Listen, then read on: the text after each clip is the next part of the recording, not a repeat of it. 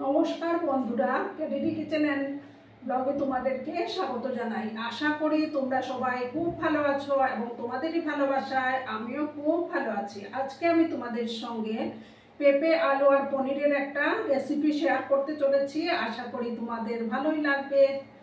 তাহলে দেখতে থাকো আমি কিভাবে সেটা তৈরি করি। দেখো বন্ধুরা, আমরা এখানে পনির নিয়েছি 100 গ্রামের মতো। আর এবার আমি গ্যাসটা অন করে তেলও দিয়ে দিয়েছি। তেলটাকে ভালো করে প্রথমে গরম করে নেব।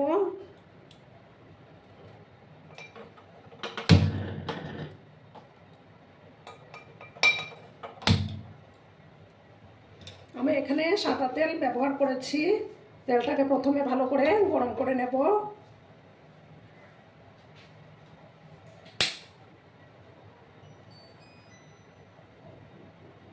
দেখো বন্ধুরা, আমি একটু সামান্য হলুদের গুঁড়ো দিয়ে দিলাম।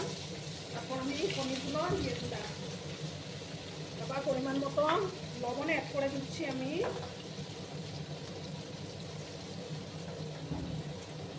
একটু হালকা করে কিন্তু আমি পনিরগুলোকে ভেজে নেব, বেশি কড়া করে ভাজার প্রয়োজন নেই।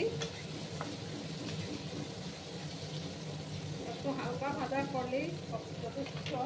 আর এদিকে আমি দেখো কিছু মানে একটা ছোট পেঁপে এইভাবে স্কোয়ার করে কেটে নিয়েছি, আর একটা আলু কেটে নিয়েছি। প্রথমে আমি আগে পনিরগুলোকে ফ্রাই করে নেই।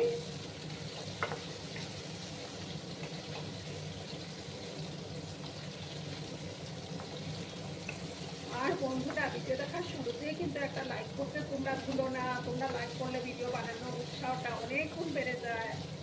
পুরনো নতুন সব বন্ধুদের জানাই অনেক অনেক ভালোবাসা।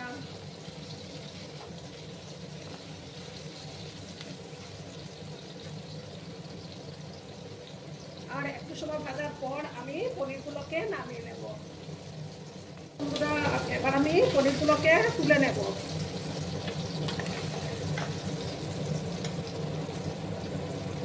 আমার পনিরগুলো সব তোলা হয়ে গেছে। এবার আমি প্যানের মধ্যে সর্ষের তেল দেবো। সর্ষের তেল দিয়ে দিলাম। তেলটাকে ভালো করে প্রথমে গরম করে নেব। আর দেখো পনিরগুলো নামিয়ে নিয়েছি আমি।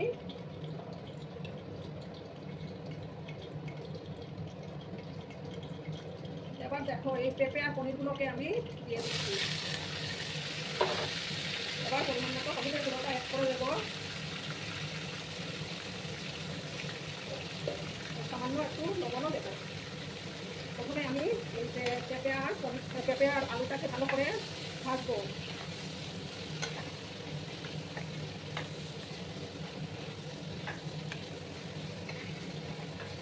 ভালো করে আমি মিশিয়ে নিলাম।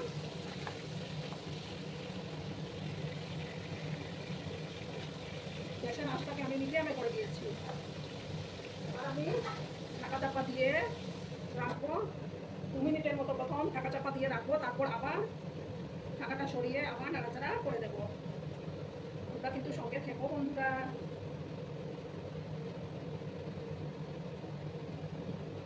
পুরোনো বন্ধুরা তো সর্বক্ষণ আমার পাশে থেকে আমাকে সাপোর্ট করে যাচ্ছ। আর যেসব নতুন বন্ধুরা আমার চ্যানেলে আজকে ফার্স্ট টাইম ভিজিট করছো, তারা অতি অবশ্যই পাশে থাকা বেল আইকনটি প্রেস করে রেখে দিও, যাতে করে আমার ভিডিও ছাড়ার সাথে সাথে নোটিফিকেশন তোমাদের কাছে পৌঁছে যায়। আমি 2 মিনিট একটু ঢাকা চাপা দিয়ে রেখে দিলাম। ঠিক আছে বন্ধুরা। 2 মিনিট পরে আমি ঢাকাটা আবার সরিয়ে দিলাম। ভালো করে কিন্তু পেঁপে আর আলুগুলোকে আমি ভেজে নেব।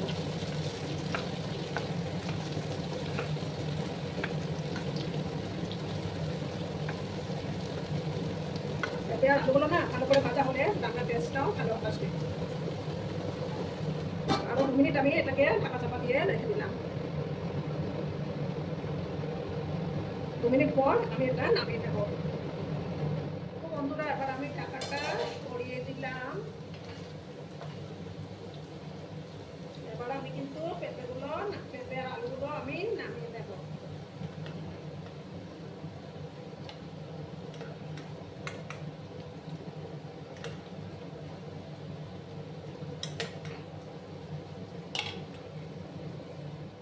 দেখো বন্ধুরা, পেঁপে আর আলুগুলো আমি নামিয়ে নিয়েছি। এবার আমি প্যানের মধ্যে আর একটু তেল দেবো।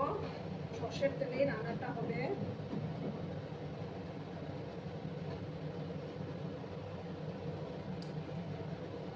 দেখো একটা কটা শুকনো লঙ্কা আমি দিয়ে দিলাম। লঙ্কাটাকে ভালো করে ভেজে নেব। দুটো তেজপাতা দিলাম,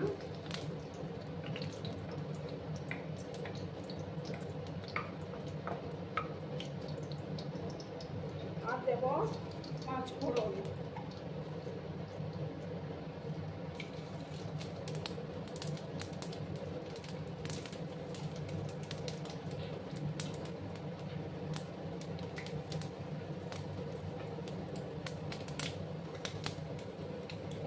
থেকে যখন একটা সুন্দর ফ্লেভার বেরোবে তখন আমি মশলাগুলো অ্যাড করে দেব। গ্যাসের ফ্লেমটা কমানোই আছে।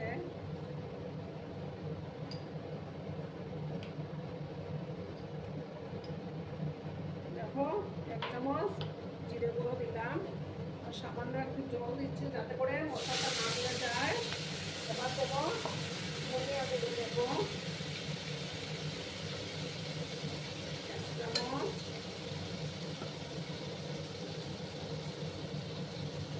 আর দেখো কাশ্মীরি লঙ্কা গুঁড়ো 2 চামচের 1 চামচ দিয়ে দিলাম। দিয়ে মশলাটাকে ভালো করে কষিয়ে নেব।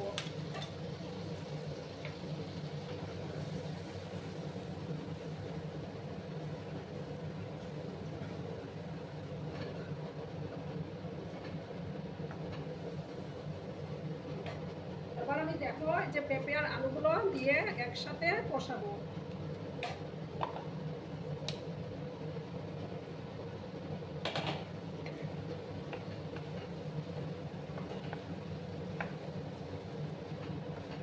একসাথে ভালো করে কষাবো।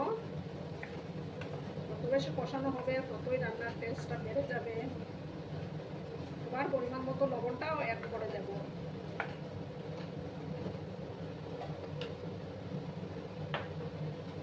আগে তো সামান্য লবণ অ্যাড করেছিলাম।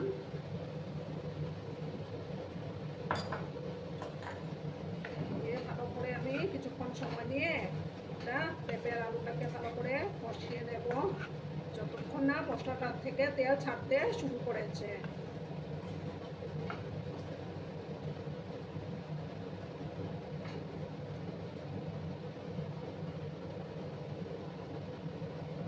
সময় নিয়ে কিন্তু মশলাটাকে কষিয়ে নিতে হবে।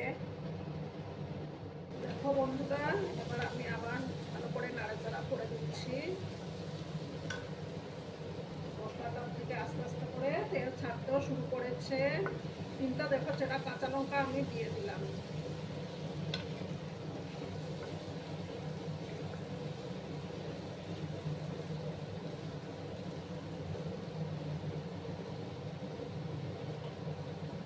দেখো এই বাটিটা ধুয়ে আমি জল দিয়ে দিলাম।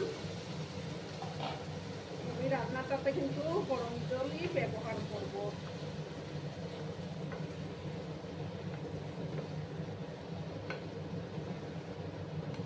খুব সুন্দর একটা ফ্লেভার বেরিয়েছে বন্ধুরা। এবার আমি গরম জল দিয়ে দেব।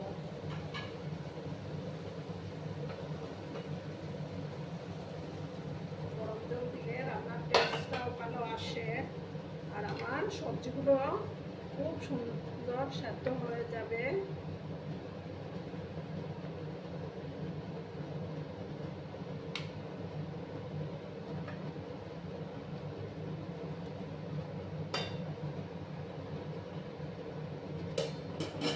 আর সামান্য একটু চিনি আমি অ্যাড করবো, যেহেতু এটা নিরামিষ রান্না তার জন্য চিনি তো দিতেই হবে।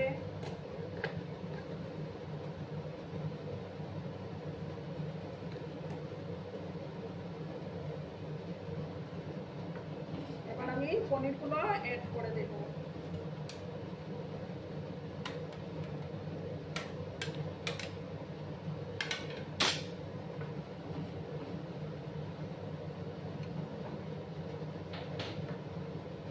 এবার আমি দেখো গ্যাসের আঁচটাকে একদম লো করে দিচ্ছি। লো করে আমি 5-7 মিনিটের মতো রান্না করে নেব, তাহলেই তৈরি হয়ে যাবে আমার পেঁপে আলু আর পনিরের রেসিপিটা।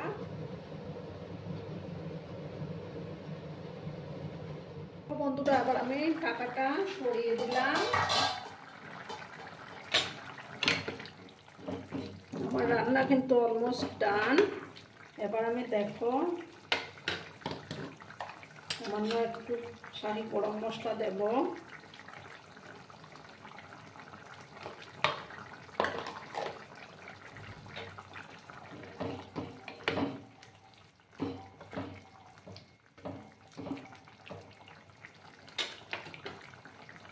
আর দেব সামান্য একটু 1 চামচের মতো ঘি দিয়ে দেব, যেহেতু নিরামিষ রান্না।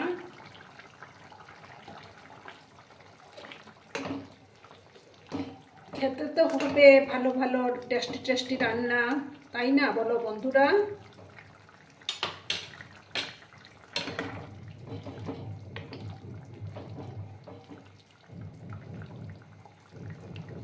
দেখো এবার আমি গ্যাসটা অফ করে দিচ্ছি। অফ করে 2 মিনিট স্ট্যান্ডিং টাইমে রেখে তারপর আমি সার্ভ করে দেব।